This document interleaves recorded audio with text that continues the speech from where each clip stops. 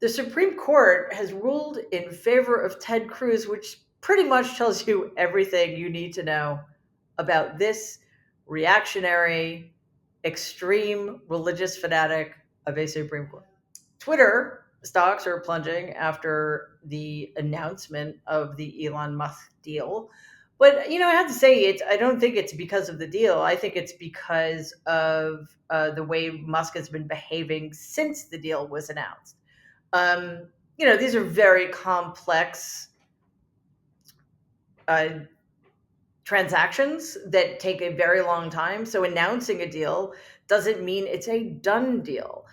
So it almost feels to me like, and I'm speculating because I don't know that much about this stuff, but it almost feels like a manipulation of stocks.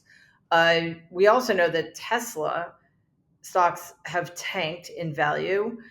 And part of that is because, a lot of people who buy electric cars are Democrats, and Elon Musk, time after time after time, has proven himself to be fairly right wing. He seems to be remaking himself in the image of Donald Trump, which would make anybody question his sanity.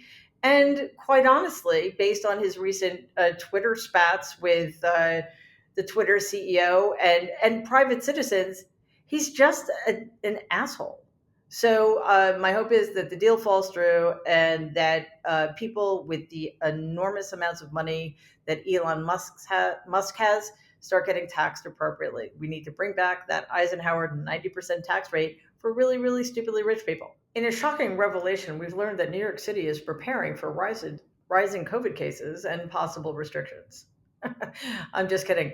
Could have seen this coming a mile away. Cases have been rising for months now, and I think it's really important to remember that the daily death toll of the United States has never dropped below 300, as far as I'm aware. So over 300 people are dying from COVID every day.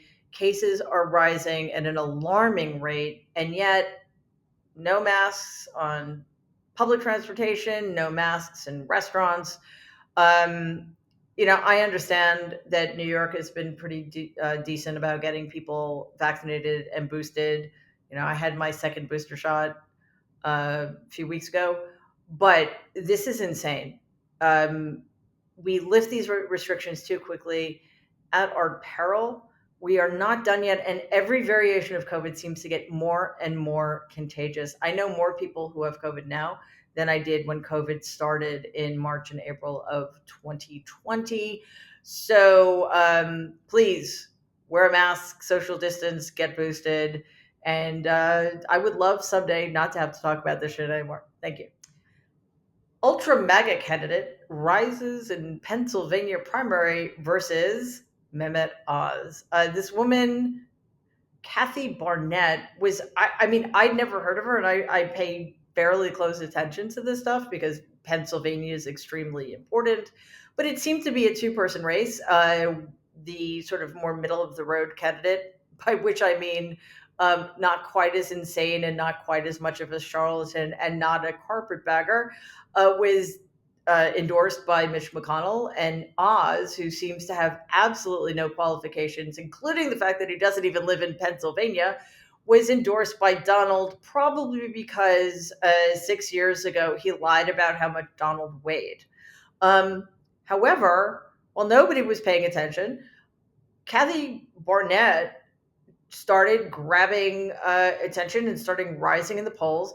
This is a woman who is, to say she's anti-choice doesn't quite do it justice. She is against any exception for a woman's right to choose. Rape, incest, having the life of the mother be at risk, because according to her personal story, her single mother had her when her mother was 11.